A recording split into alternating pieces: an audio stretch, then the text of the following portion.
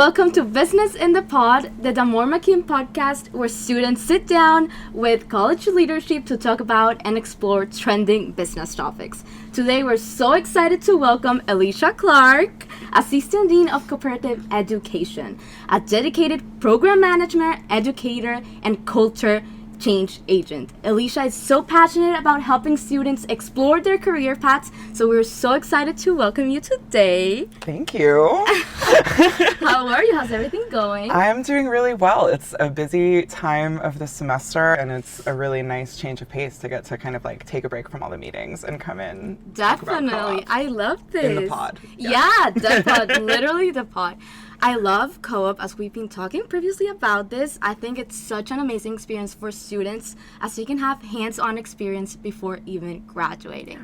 But with the rapid change in the workforce, even AI is revolutionizing everything. Mm-hmm. How is co-op evolving? How is Damor McKim doing to keep up with the trends? That's a really, really good question, and honestly something that we hear about a lot. And I think that one of the things that's really interesting about AI right now is that it's actually confirming for us that like the old is still good in terms of those skills, those professional skills that we need our students to be developing to be successful. So a lot of that is less about, tech or can you crunch a number in a spreadsheet, and more about critical thinking and analysis and, how are you kind of making your case or making your point to a leader. So those communication skills are so important, and we're a very long way away, I think, from AI taking those away. Mm-hmm. Instead, those skills are only becoming more and more of a differentiator for our students in, kind of what are becoming very tech-heavy industries and jobs. How does the co-op program help us as students to navigate through those skills? How can we take advantage of them to boost them? Yeah, no, definitely. And a big piece of it, of course, we have our co-op course here. So Professional Development for Business Co-op, BUSN 1103. That's something that all of our students take before they go out on co-op, and they actually are paired with a co-op coordinator, a faculty member, who teaches that class, which is mostly on those professional soft skills and getting ready to be successful in a job search and on the job. At the same time, that person is then helping that student really identify what are your goals, how are you specifically looking to kind of develop, and how do we sort of map that on to your co-op journey here at Northeastern and help you get where you want to go. That's really important because, for example, there's so many indecisive students that don't know where to go. How can we be sure that we're making the right decision at the right moment? I have some bad news for you, Nicole. Yeah. You're never necessarily going to be fully sure. And but that's a great insight. It's like you have to recognize that your goals now when you're 20 are not going to be the same goals that you have when you're 35 or 40 or 50.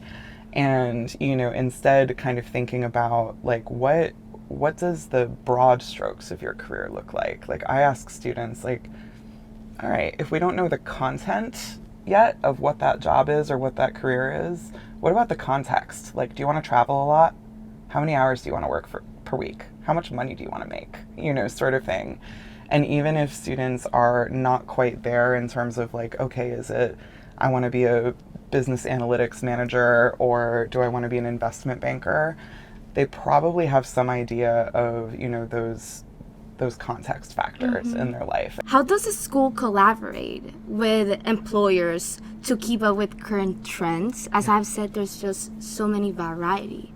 How can Damor McKim stay up here? So in Damor McKim, we're thinking about that all the time. And we're actually really lucky that our co-op program keeps us so close to industry compared to, maybe a lot of other business schools out there. So just as we're having conversations with our students, whether it's in class or one-on-one coaching sessions or at an event or whatever it is, and we're hearing from them about what they're interested in, we're also having those conversations with our employer partners and trying to dig into like, okay, here's what the co-op program looks at now, and what do we want to maybe get ahead of in co-op, start asking about, and how can we kind of build in that co-op talent to that early so that we're really kind of sure that our program, the opportunities available to our students are kind of mapping against what are the real world opportunities, not just now, but 10 years from now? And Yeah, how can we get you it. guys ready for that? Thank you so much. Yeah, we need future projections too. Mm-hmm. Think about the present, the future to make sustainable growth. Yes. How can we make powerful connections and actually make them sustainable in the future? That's a really great question. I love, that sustainability aspect of networking because I think it's really easy, especially when you're early in your career, you're just starting out, you're looking for that big name job, maybe, and you have a little bit of anxiety that like you're not sure you're going to get it. It's easy for networking to become kind of a transactional thing where it's like 100%. I'm going to reach out and I want something in exchange, which is hopefully that co-op job that I've got my eye on, right? I want your connection. And it becomes a very, like, somebody taking a very short-term view. Mm-hmm. Like, I'm networking for this co-op search, which a year from now is going to be in the past. Mm-hmm.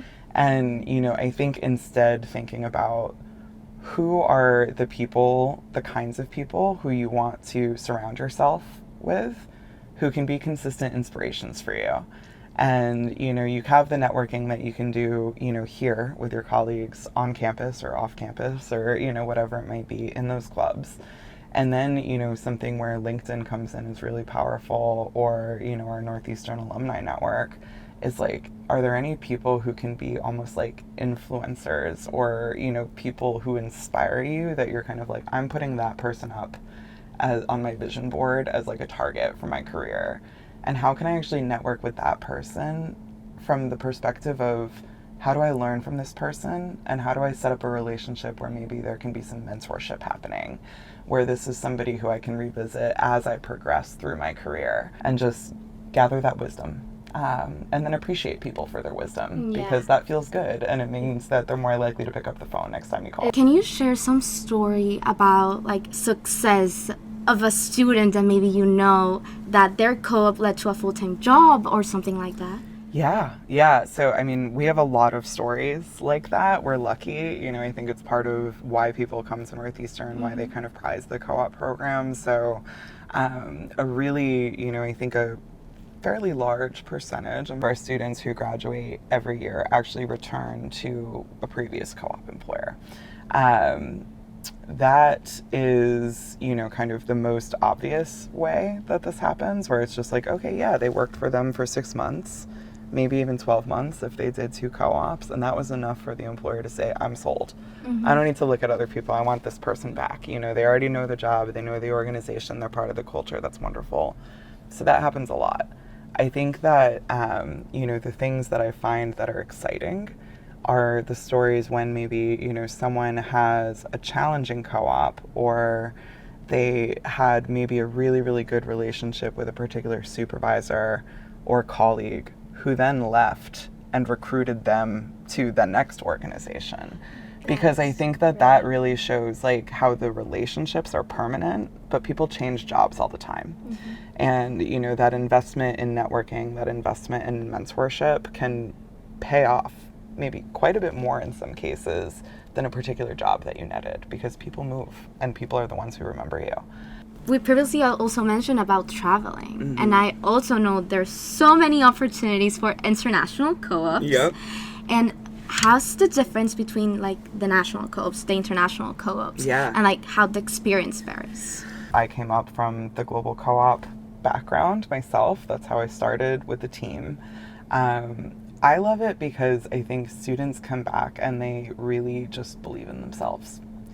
They've achieved kind of a level of confidence that I don't necessarily see to the same degree or like as consistently as, our students doing a US-based co-op. And, I'm going to keep it real. That's because global co-op is hard, and like the search process, you can find a job, you have to adapt, you have to think about like, okay, in BUSN 1103, we taught you how to make an American resume, but if you're looking in Southeast Asia, resumes might look totally different, and we need to sort of adapt our job search techniques.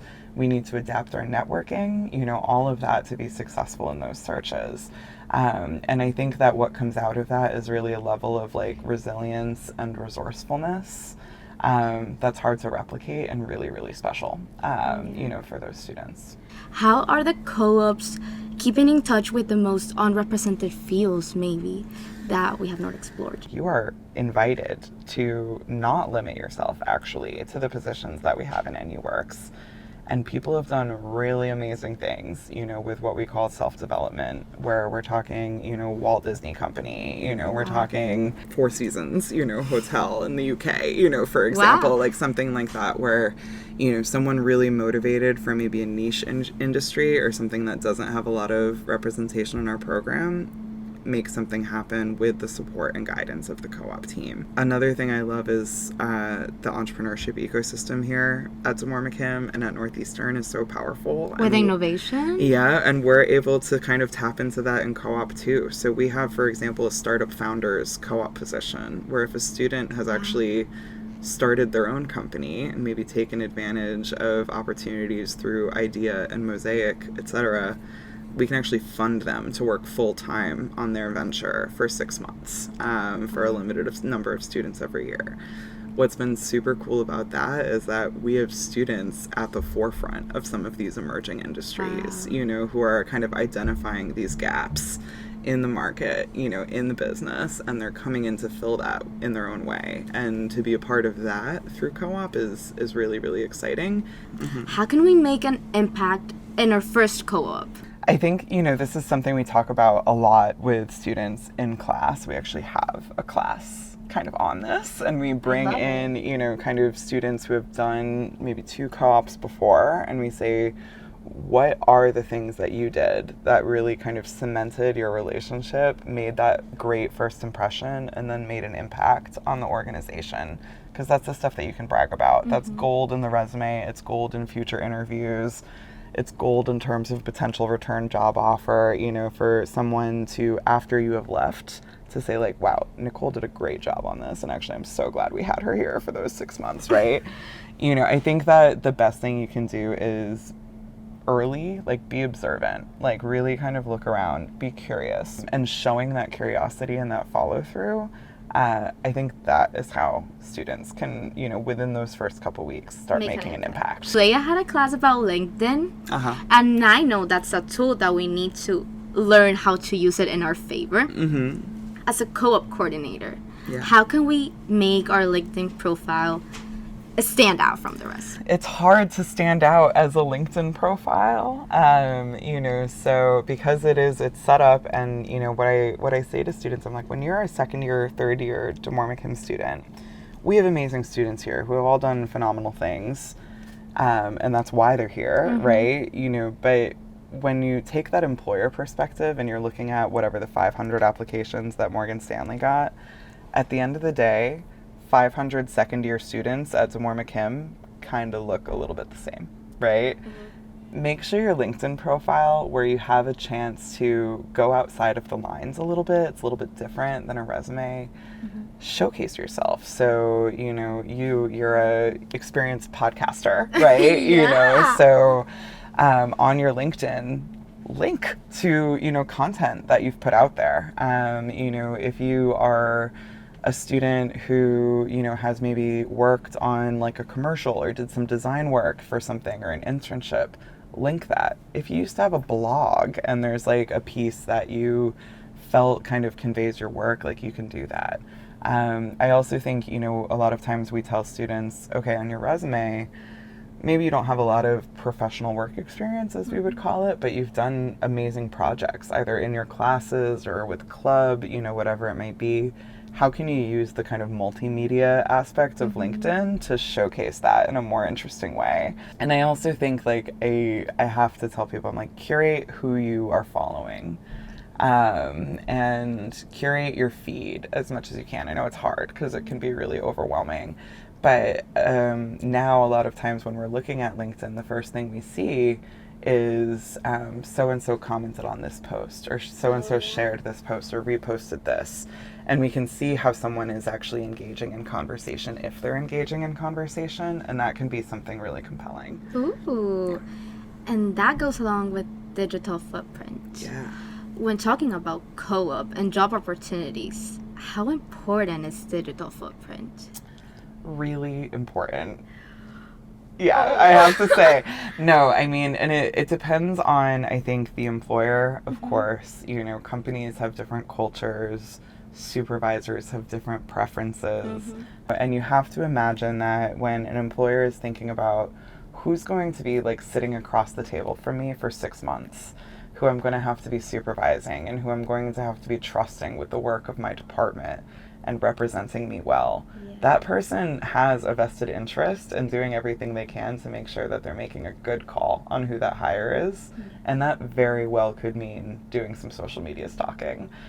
You know, so I think, you know, students, you gotta tighten it up, you know, and be conscious of what you're putting out there. You know, does that align with the sort of personal, professional brand that you want to present? I know Damore McCain offers a lot of extracurriculars and a lot of contests and things like that. Which ones will you say are the ones that bring more your attention or that recruiters like the most? Yeah, so recruiters are all over the map. I think that, and one thing that I'm really conscious of is that our clubs and associations are always changing, always growing. And it can be like hard sometimes to kind of, you know, you can create your own, you know, but it's like maybe it's hard to get in, or you feel like you need to have a leadership position or something like that. And I'm here to say, like, no, you know, that's nice.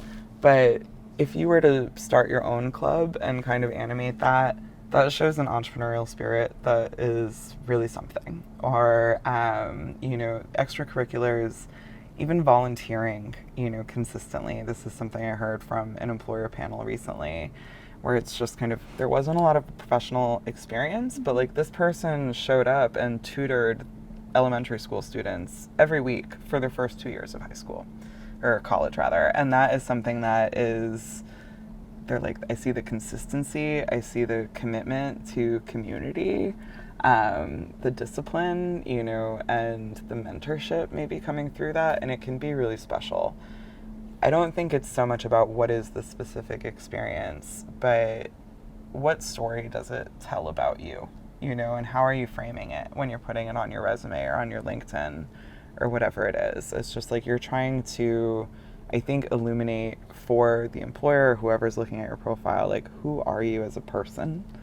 You know, try to kind of give them something to connect with and something to visualize that's not just a resume and kind of a template of, you know, what they think a university student is.